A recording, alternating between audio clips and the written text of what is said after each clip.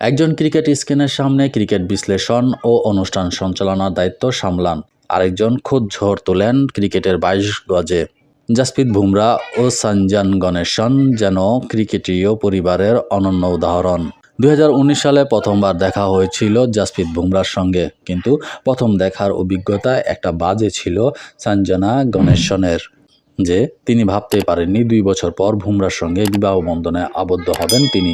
সম্প্রতি এক অনুষ্ঠানে ভারতীয় পেসারের সঙ্গে প্রেম ও বিয়ে নিয়ে অকপটে কথা বলেন পেশায় এই ক্রীড়া সঞ্চালক। জানিয়েছেন, বুমরার সঙ্গে প্রথম দেখাটা মোটেই স্মরণীয় ছিল না তার কাছে। হরভজন সিং এবং তার স্ত্রী গীতা বসরার হজং অনুষ্ঠানে বুমরাকে নিয়ে এসেছিলেন সঞ্জনা।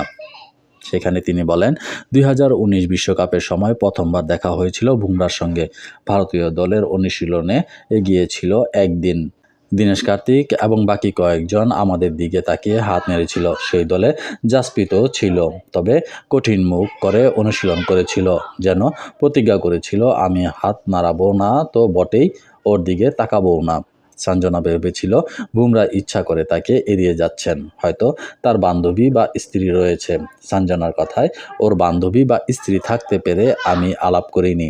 একবার মনে হয়েছিল আমি হয়তো কোনো ভুল করছি। এরকমই ছিল জাসপ্রীতের ব্যক্তিত্ব। তবে পরিস্থিতি উল্টো যায় কয়েকদিন পরেই। সঞ্জনা বলেছেন, আমরা কথা বলা শুরু করার পর একে অপরকে বুঝতে শুরু করি। যা ভেবেছিলাম তা আর কিছুই ওর সঙ্গে মিলেনি। পাশ থেকে বুমরা হাসতে হাসতে বলেন, এ এক পাশের গল্প বলছে। ও ভেবেছিল আমি বিবাহিত। আসলে বরাবরই খুব লাজুক, সচরাচর কাউকে হাই বলতে সম্বোধন করেন না। লোকের সঙ্গে মিশতে আমার সময় লেগেছে।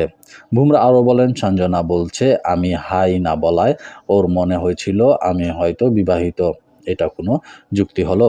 প্রসঙ্গত, ২০২১ সালের মার্চে সঞ্জনাকে বিয়ে করেন বুমরা।